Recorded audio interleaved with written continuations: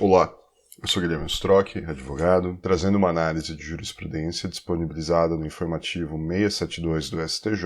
O julgado que nós vamos analisar hoje, ele trata do parâmetro de fixação do honorário de sucumbência em desistência de execução pelo fisco. Essa decisão foi tomada no recurso especial 1.776.512, proveniente de São Paulo. Esse recurso ele analisa um caso de uma execução fiscal que teve um pedido de extinção sem resolução do mérito, e um caso em que a decisão dessa extinção sem resolução do mérito não teve correlação alguma com o valor da causa, o que não permitiria estimar eventual proveito econômico que dali adveio. E o impacto disso nos honorários advocatícios, e o parâmetro de fixação foi dado por equidade nos termos do artigo 85, parágrafo 2º e 8º do CPC de 2015. Vamos passar agora para o estudo do caso em si. A gente tem então o município de São Paulo, que deu início a uma execução fiscal contra uma empresa de software, por entender que esta seria devedora de ISS, Imposto sobre Serviços de qualquer natureza, em razão do desenvolvimento e comercialização dos softwares. Ocorre uma diferenciação no ramo de software, e nesse caso específico, entendia-se que a empresa vendia software de prateleira, então ela estaria sujeita ao ICMS e não ao ISS. Apenas uma distinção: software de prateleira é aquele que você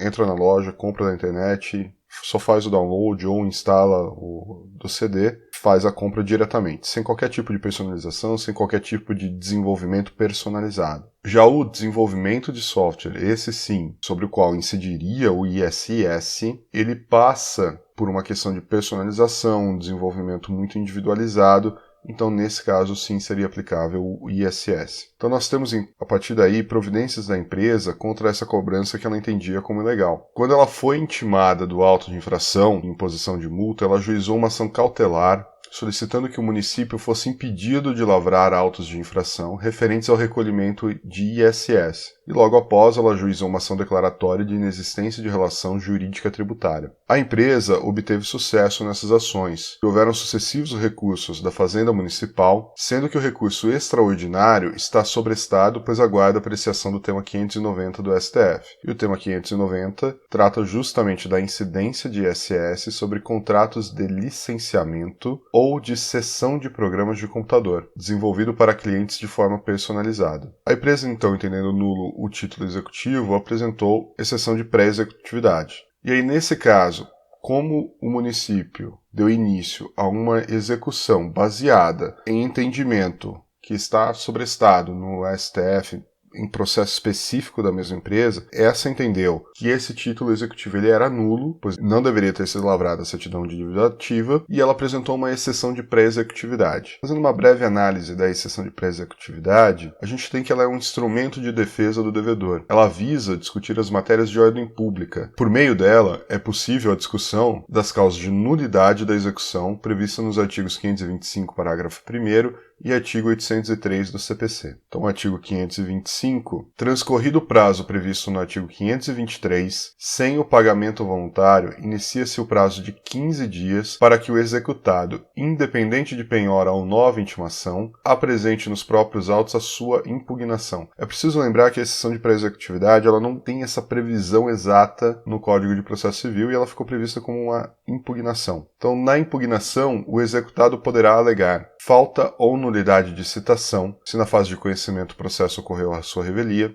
a ilegitimidade de parte, a inexequibilidade de título ou inexigibilidade da obrigação, então foi fundado no inciso 3º que a empresa deu entrada nessa exceção de pré-executividade, penhora incorreta ou avaliação errônea, excesso de execução ou cumulação indevida de execuções, a incompetência absoluta ou relativa do juízo da execução, qualquer causa modificativa ou extintiva da obrigação, como pagamento, novação, transação ou prescrição, desde que superveniente a sentença. E aí o artigo 803, ele diz que é nula a execução se o título executivo extrajudicial não corresponder à obrigação certa, líquida e exigível, o executado não for regularmente citado ou for instaurada antes de se verificar a condição ou de ocorrer o termo. O parágrafo único do artigo 803, a nulidade de que cuida este artigo será pronunciada pelo juiz de ofício ou a requerimento da parte, independente de embargos à execução.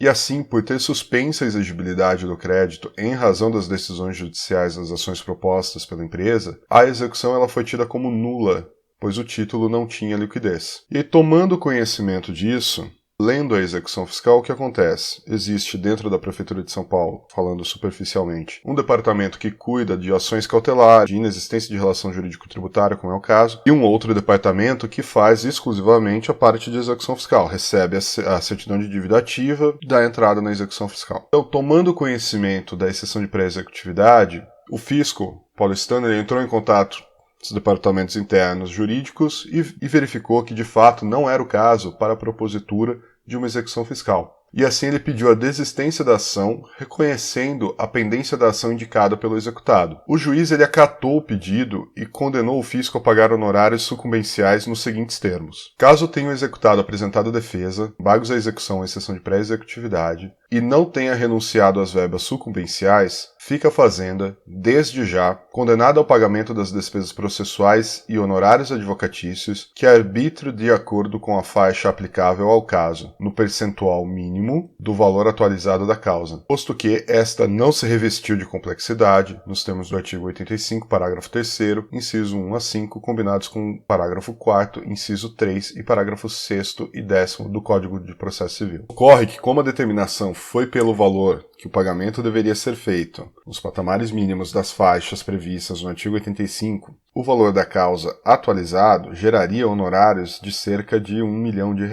Por quê? Esse valor de causa atualizado ele era mais de 35 milhões de reais. Então esse recurso especial ele passa a analisar principalmente o critério de fixação dos honorários se não houver proveito econômico. Com essa decisão de que teria que pagar mais de R$1 milhão de honorários sucumbenciais, a Prefeitura apelou e alegou um enorme prejuízo para os cofres públicos em razão de um processo originado em um erro, corrigido em menos de 8 meses com o cancelamento da certidão de dívida ativa. O fisco alegou também em apelação as seguintes teses: a nulidade da sentença, pois esta não teria sido fundamentada, a ausência de razoabilidade e proporcionalidade na fixação dos honorários, e solicitou a redução em razão do artigo 90, parágrafo 4º do CPC, que prevê em caso de desistência ou reconhecimento do pedido, a redução dos honorários pela metade. O TJ de São Paulo reconheceu a necessidade de revisão dos honorários de sucumbência, pois muito embora extinto o processo, não houve proveito econômico ao executado, pois a exigibilidade destes continua a ser discutida na ação declaratória de inexistência de relação jurídica. E assim, ele reduziu os honorários de cerca de R$1,5 milhões para apenas R$15 mil, considerando ser aplicável ao caso o parágrafo 8º do artigo 85. Então, nas causas em que for inestimável ou irrisório o proveito econômico, ou ainda, quando o valor da causa for muito baixo, o juiz fixará o valor dos honorários por apreciação equitativa, observando o disposto nos incisos do parágrafo 2º. A empresa então recorreu ao STJ requerendo que fosse reconhecida a dimensão econômica da causa, tendo como critério os estabelecidos na sentença. Aí, entrando propriamente nos critérios de fixação, os honorários de sucumbência são forma de remuneração do advogado, que obteve êxito no processo, de forma a estimular a sua atuação e prestigiar a função da administração da justiça. Analisando a forma de fixação dos honorários de sucumbência no recurso especial 1.746.072 do Paraná, o STJ definiu a seguinte ordem preferencial para sua fixação. Quando houver condenação, devem ser fixados entre 10% e 20% sobre o montante desta. Artigo 85, parágrafo 2º. Não havendo condenação, serão fixados também entre 10% e 20% das seguintes bases: sobre o proveito econômico obtido pelo vencedor, novamente artigo 85, parágrafo 2º, não sendo possível mensurar o proveito econômico obtido sobre o valor atualizado da causa, ou não sendo possível mensurar o proveito econômico obtido sobre o valor atualizado da causa, havendo ou não condenação nas causas em que for inestimável e irrisório o valor, deverá ser fixado por apreciação equitativa. E dentro do artigo 85, existe uma previsão de escalonamento dos honorários contra a fazenda pública. Quanto maior o valor da causa, menor o percentual dos honorários. Por quê? Quanto maior a base de cálculo, ainda que o percentual seja menor, haverá um proveito econômico maior no caso da fixação dos honorários. Então, o CPC ele privilegia a fixação dos honorários com bases objetivas, deixando a equidade para sua fixação como critério residual, quando for inestimável ou irrisório o proveito econômico. E aí, tratando da fixação dos honorários por equidade, em casos em que não há proveito econômico. O ministro Gurgel de Faria, ele apontou que no CPC de 73, o critério de fixação dos honorários contra a fazenda pública era sempre pela equidade, o que gerou muita discussão. Ainda assim, os elementos subjetivos do processo, como o zelo do advogado, condições da comarca em que tramitou o processo e outros, serão considerados pelo juiz para fixar o percentual dentro dos parâmetros mínimo e máximo, conforme previsto no parágrafo 2º do artigo 85. Então, parágrafo 2º. Os honorários serão fixados entre o mínimo de 10% e o máximo de 20% sobre o valor da condenação do proveito econômico obtido, ou, não sendo possível mensurá-los, sobre o valor atualizado da causa, atendidos o grau de zelo profissional, o lugar da prestação de serviço e a natureza e a importância da causa. Então a gente precisa apurar o proveito econômico ao vencedor da demanda para saber como será feita a apuração dos honorários de sucumbência. O conceito de proveito econômico ou valor da condenação ele deve ter relação direta com o resultado da ação em que pleiteia a fixação dos honorários. E o STJ entendeu que, em alguns casos, a existência de diversas ações poderia causar um aumento desproporcional dos honorários, pois há casos em que serão julgados por distintos juízes ou varas. Sendo assim, deve-se observar, caso a caso, qual o efetivo proveito obtido pela parte vencedora para evitar um bis in idem. Mesmo que haja sentença, analisando especialmente o caso de execuções fiscais, esta pode não ter impacto sobre o valor do crédito, pois pode não haver alteração em seu valor originário, juros e demais encargos, o que permite ainda a continuidade de outras ações ou até mesmo a propositura de uma nova ação, o que na realidade é o caso dos autos. Nesse sentido, o relator cita como exemplo uma exceção de pré-executividade em que se indique a litispendência ou incompetência territorial. E no caso dos autos especificamente, a gente observa que, ainda que essa ação fosse extinta, caso a empresa venha a perder o recurso extraordinário, o entendimento do STF se forme que, independente da forma de produção e comercialização do software, esse deve incidir o ISS, lembrando que isso é apenas uma análise hipotética para o estudo, ainda que se forme entendimento jurisprudencial no STF nesse sentido, e a empresa venha a perder o processo, o recurso extraordinário por fim, o fisco pode voltar a propor a mesma execução fiscal. Ele vai emitir, então, a certidão de dívida ativa e vai poder executar. E aí ele terá pago honorários baseados no valor da execução fiscal, que deu entrada erroneamente, como ele mesmo reconhece, porém sairá vencedor numa futura demanda que discute justamente a existência e a viabilidade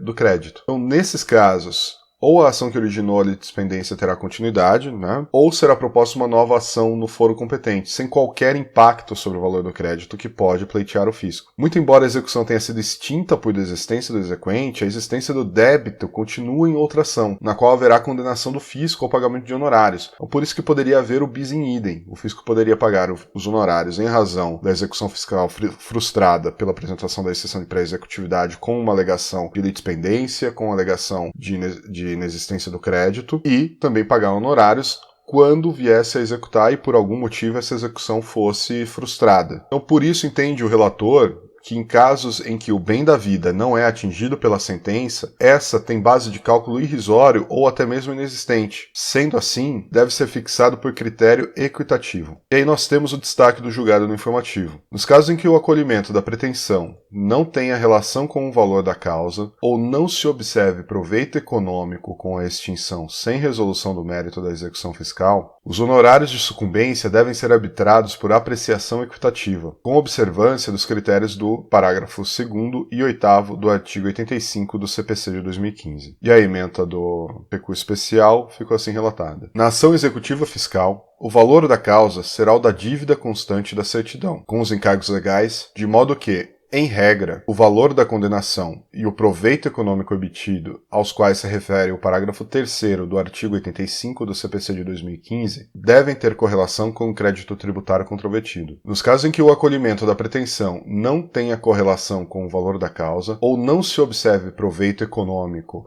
com a extinção da execução, os honorários de sucumbência devem ser arbitrados por apreciação equitativa, com observância dos critérios do parágrafo 2º do artigo 85 do CPC de 2015, conforme disposto no parágrafo 8º do mesmo dispositivo. O parágrafo 8º do artigo 85 do CPC de 2015 deve ser observado sempre que a extinção da execução fiscal não acarrete impacto direto na questão de fundo, vez que o crédito tributário é ainda objeto de controvérsia judicial nas demais ações correlatas. Hipótese em que o TJ São Paulo, porque reconheceu não haver proveito econômico a ser auferido com a extinção da execução, apoiou-se no parágrafo 8º do artigo 85 do CPC de 1973 para fixar a verba honorária. Recurso especial provido. Essa foi a análise do recurso especial 1.776.512 proveniente de São Paulo. Caso vocês tenham tirado proveito das informações que nós trouxemos, eu peço a gentileza de que assinem o canal, clicando no círculo no centro da tela, e haverá também outros 2 vídeos para que vocês continuem os seus estudos. Nós teremos outras análises de julgados do STJ e outros tribunais. Continuem acompanhando o canal para novos estudos. Lembrando que os links para o acompanhamento do texto no site estão na descrição e o link para acesso ao grupo do Telegram também estão na descrição. Obrigado e até a próxima.